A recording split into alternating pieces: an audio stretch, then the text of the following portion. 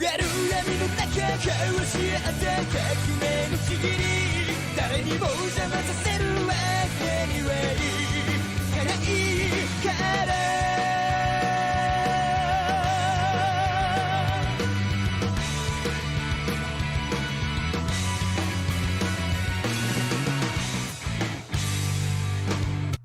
Hi everybody, this is Kevin and welcome back to another anime review. And today I'll be sharing my thoughts on the 2006 anime series, the classic Deathnote, which is a 37 episode series, which is quite odd because I've reviewed a lot of the shorter series as of late, and typically they're between 20 and 26 episodes, so to get a random number like 37 is quite random. What if it was 33 episodes? Now that'd be something, but this is the first time I've ever watched the series all the way through. I tried watching it years and years ago, like when I was in high school, and for whatever reason I just couldn't get into it. I don't know why. I mean, watching it now, it took me a week to get through it, and I was on the edge of my seat the entire time, like, what's going to happen next? It was amazing. And I want to say right away, because from reading discourse online throughout the years, people have seen, well, there's two different arcs, essentially. There's like the beginning, and then there's a little bit of a time skip, and then the second arc.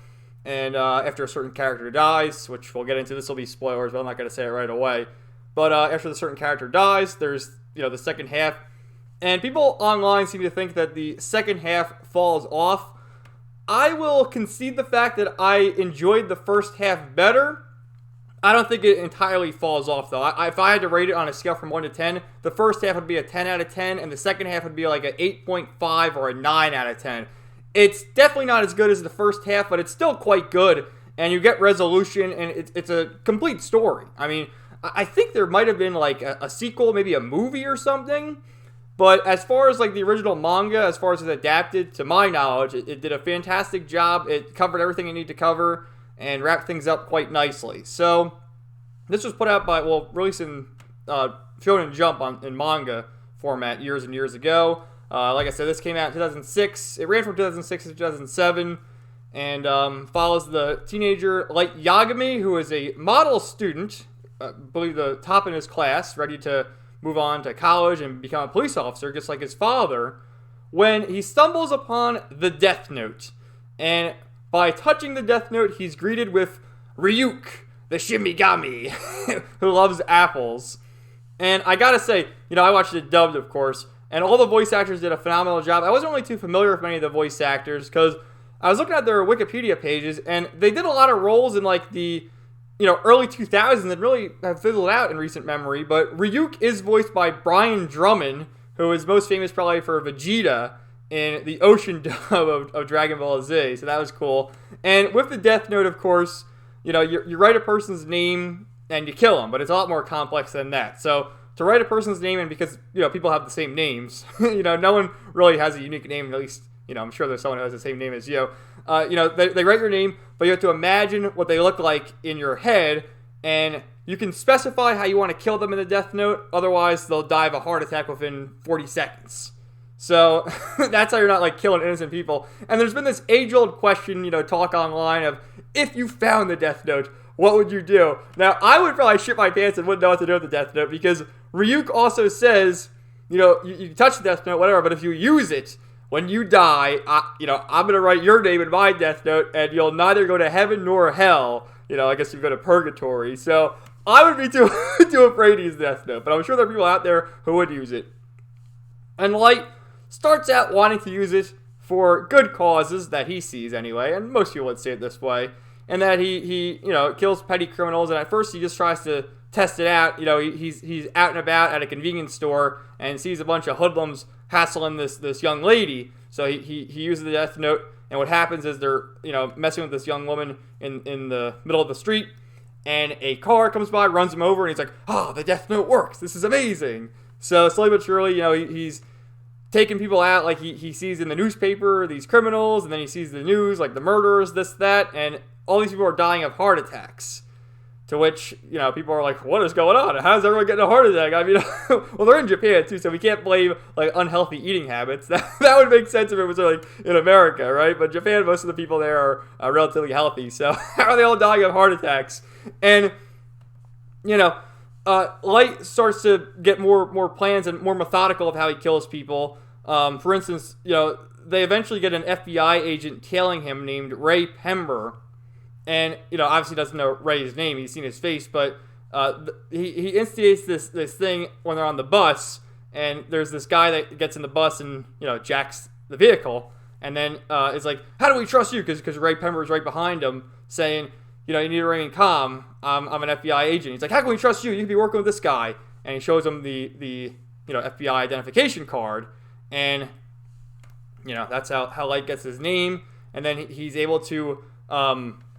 with the Deathnote, writes down the criminal, because the guy who jacks the bus was also on the evening news, and then he gets run over eventually in a methodical way, and then he decides to meet Ray Pember on a train, and does all this crazy shit where Ray Pember is writing down all the other FBI agents' names and giving them files, and leaves like this envelope behind, and really ingenious how Light's doing this, and again, because he's the top in his class, that he's so intelligent. So you get the character L, who starts tagging along and starts working with the Japanese task force with, Light's father, who is Chief Yagami of the police force. So he's got all these guys working with him. And L is this very interesting character. He, I don't have my phone handy, but like he picks up the phone and it's a flip phone and he's like dangling it from his ear, like holding it like this, like not holding it like a normal person to his ear. He's like holding it like that. He'll grab a piece of paper and like hold it like this as he's reading the paper. He's a very interesting type. He's walking around barefooted. He has these bags under his eyes. His hair's all a mess, but he's very intelligent. And as everything's going down, they decide to show an L on TV so that, Kira, as they're calling the killer, the guy behind all these mysterious heart attack deaths, so that he can see what he assumes is L on the TV. And so, of course, Light decides to write the guy's name. It's like Lyndon Taylor, I think, L. Lyndon Taylor. And Light kills him live on television. And L's like, ooh, we're figuring it out. So then what happens is, I might be going out of order of all this, but I'm sort of just rambling with my thoughts on the series, so bear with me. So L is at like the graduation service with Light, and they're both like the top in their class and read their speech to the class, and then Light and L are sitting next to each other, and as they're sitting next to each other, L goes, I'm L. And then Light's like shitting his pants, like, oh my god, L's right next to him, and he used the name Ryuzaki, so it's a fake name, of course. So he tries to do that in the Deathnote. It doesn't work. His fake name, because he's trying to outsmart everyone. And then he decides to challenge Light to a tennis match. And Light's thinking, like, oh, he suspects me as Kira, so I gotta beat him at tennis, but I can't beat him at tennis. It's all these, like, mind games that they're playing with each other. It's really ingenious, and it all really does come full circle. And, like, then L flat out tells him, he's like, I know that you're Kira, but I don't have the evidence to prove it, but I just know, and he did know. He knew from the very beginning that Light was Kira, but he didn't have enough evidence to conclude that it's true. Like, he had his intuition. And then eventually we meet Misa Amane, which, I have pictures I'm going to show you, but I'll show you here in the case, which, this is a great, Blu-ray. I think it's like $35 from Shonen Jump, 5 discs, but, you meet the goth cutie Misa Amane right there. And what happened was Misa's parents were killed by criminals. And so the criminals who killed her parents were in turn killed by Kira, or Light. And so Misa wants to meet Light and really is in love with him because of that. And she also possesses a Deathnote and the Shimigami Rem. And so they devise a plan to meet each other. And Misa is sort of outgoing and the bubbly character. And when Light's just like, oh, just shut up, leave me alone. And because she's, she really does love Light. Which I gotta have some criticism for Light here. Because she's like falling all over for him, like doing anything he wants. Eventually, she's like the pawn in his greater scheme. And he's just a total douche to her. It's like, come on, bro, what are you doing? She's the cute goth girl. I mean, that's what everyone wants, right? So, eventually, they get Misa arrested because they suspect her as Kira number 2, and she's in solitary confinement, and all like tied down, has herself blindfolded because she also possesses the Shimigami eyes, which Ryuk proposed this deal to Light early on in the series, saying, look, with the Shimigami eyes, you can see the person's name and lifespan. But in order to get this power, you need to give me half of your lifespan. So say Light is going to live till he's 60. If he wants the Shinigami ideal, he'll only live to 30. And the Shinigami, of course, they have the eyes, so they can see all the people around him. And they're the ones responsible. That's like the deep lore here. They're the ones responsible. They write the names of people who are going to die in the human world in their Death Note. And that's how it all ends. So Light comes up with this amazing plan where what they decide to do is, in order to prove their innocence, they're going to forfeit their Death Notes. And Misa has her way of forfeiting it, where like, kill me now, because Rem's in that room with her. So Rem hears that and is sort of talking to her in coded language so that she can give the response, so that she doesn't outright say, Rem, I forfeit my Death Note, to which that happens. She forfeits the Death Note in the roundabout way. And so she's taken out of custody. Now Light, what he does is he decides to do Ring Around the Rosie with the Death Note and gives it to Rem, to Ryuk, and then back to himself to figure out if that works right. And then the same thing, he says, get rid of it, when he is in prison, because he voluntarily agrees to be imprisoned by L, and then he says get rid of it, to which Ryuk gets rid of it, forfeits ownership. And Rem gives the Death Note to this man named Higachi, part of the Yatsuba group, who's like this big financial group. And what he's using it for is to kill his competitors to gain more power. Light tells Rem, give it to this guy, and he'll continue using the Death Note, so that with Misa and Light in the jail, in custody, they'll be proven of their innocence. And then Ryuk gets another Death Note from Saito, the retarded Shinigami, we'll just call him that, and they write a fake rule in the back of the book that says, if you start using the Death Note and then you stop using it for 13 days, you'll die. So eventually, they uncover that Death Note and figure out that rule, and L is going completely insane because, like, no, Light is Kira, but we don't know because of this rule. And it's kind of funny because when they first mention Shimigami, L has like a heart attack, almost not literally, but like screaming, almost like giving the little subtext that he's seen a Shimigami or heard of one before. And then there's like more crazy stuff going on. So you have Misa who's been let go, and there's like, it is dark in tone, but there's like cute moments of Misa in particular. And then she has the one Japanese task force guy who's with her, and he's like, Misa, like sipping over her. And then there's the other guy. And then there's slowly but surely, like, some of the Japanese task force guys are becoming wary of what's really going on. And then there's another intense scene when Light's father takes him, and he's like, I'm going to kill you and then kill myself. That's the only way we can prove it's not Kira. And Light's like, what the fuck, Dad? Are you nuts? And he has a fake round and, fires it at his son, which is like, they go to such extreme lengths to prove their innocence that it's just amazing. Like, I was watching, I couldn't stop watching, I mean, I had to stop, go to get some sleep and then go to work the next day. But I watched as much as I could in the span of the week, which is how I binge watched it so quickly. But my goodness, it was absolutely fantastic. And then this is how ingenious Light is. So he's always wearing a watch, and he clicks the watch 1, 2, 3, 4 times, and this little opening opens in the watch, and he has a pin. He picks himself, and then he writes in blood, writes L's real name, because what happens is eventually they're able to do Ring Around the Rosie with the Death Note again after Higachi. He's suspected of it. He goes completely insane, is chasing after people. And then they start like wiretapping him, and he's talking to himself in the car, talking to Rem. They can't see Rem because the only way you can see a Shimigami is if you are in possession of a Death Note. So all this elaborate like storytelling, absolutely fantastic. That's only the first half. And then of course L's dead, and Light's like, I finally won, haha. And then some years pass. Like, it started, he was 17, then he was 18, going to college. And then some years pass, and I believe he's 25 now. So he's living peacefully with Misa. And then eventually, what happens is there was the associate with L named Watari. And then after that whole thing concludes, it cuts to this thing called the Whammy House or something like that. It's an orphanage that raising the successor of L. And we're introducing to two new characters, Mello and Nier, who are to be the successors of L.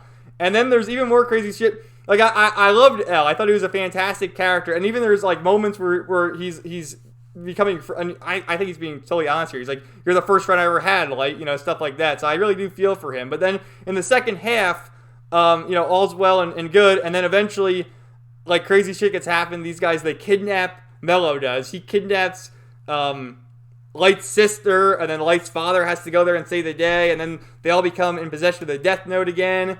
And there's a moment when Light's father uses does the eye deal, gets the Shimigami Eye, and along with the Shimigami Eye, you can tell who has ownership of a Deathnote. But again, due to Light's ability to predict things, he's able to relinquish it at that certain point. And so Light's father is looking at his son, and this is after he's been in a fatal battle and he's in the hospital, and he's like, I'm so happy, my son, you're not Kira.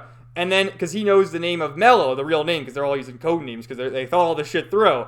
And Light's like, write Mello's name down, write it down. And he's like, I can't. And then his father just passes away. And this shows you how fucked up of a character Light is. Because in the beginning, you're kind of rooting for him. Because he's like, we want to get rid of all the bad guys. But then slowly but surely, of him being a dick to Misa, him really having no regard for his father's death, a total fucking asshole. Like, I know he's supposed to be like the protagonist, but I almost sympathize with L. I don't really care for Mello and Nier. I don't really sympathize with either of them. But I do sympathize with L, and I like Misa. I mean, I sympathize with her. I feel like she's just misguided with falling in love with Light. And Light's just an asshole to everybody. It's all about himself becoming the god of the new world. And so then he gets even more plans, and he meets this guy, Mikuni. And he gives him the Deathnote. And there's these scenes, again, to prove his innocence, because now he's getting investigated by Nier.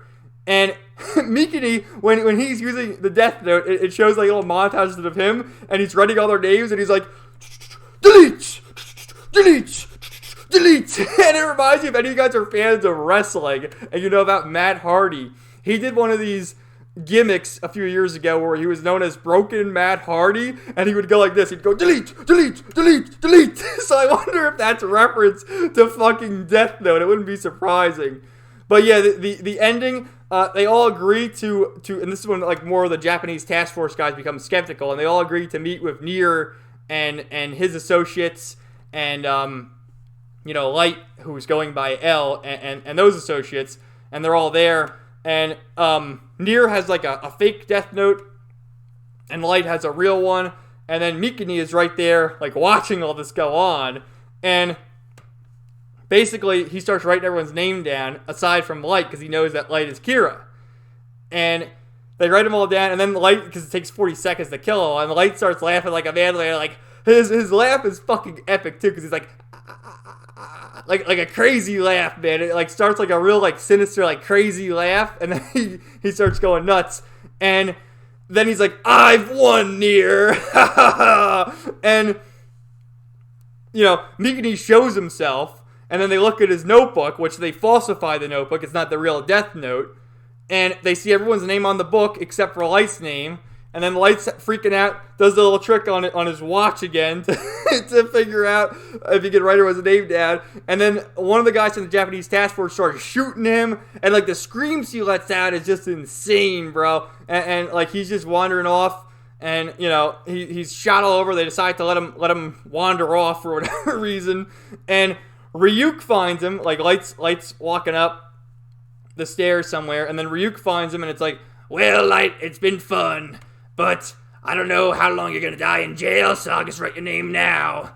And, like, Ryuk had all these great moments throughout the series, because, of course, for the most part, early on especially, the humans couldn't see him. The only people who could see Ryuk was Light and Misa, and then Light doing all those elaborate plans, and then Ryuk's in the background like, ha ha ha, you really thought this through, ha ha ha. And then Ryuk has a thing too where he likes apples, and he has to disappear for a while, so he can't have any apples. And there's this scene when Misa brings him an apple, and he's like, oh, I'm starving. Alcohols are like cigarettes to you humans. So that's awesome. And then there's some subtext here. I mean, I don't know if it's like this in the manga, because I haven't read the manga, I just watched the anime, but after Light dies, it shows Misa, like, all dressed up, and she's on a bridge, and it's assumed that she kills herself by jumping off the bridge, but who knows. And again, I really feel for Misa. I like that character. I don't know, I feel like they could have maybe done more of her, but obviously Light is the main character of the series. And like I said, I sided with Light early on, but as it progressed, as he was more of a dick to Misa as he, like, you know, didn't even care for his own father's death. Didn't even care, like, when his sister got kidnapped. He's just a fucking asshole. And then this other chick that gets involved, too, kills her, has her, you know, she kills Mello, and then he has her burn herself alive. I mean, fucked up, man. So fuck Light. No sympathy for him.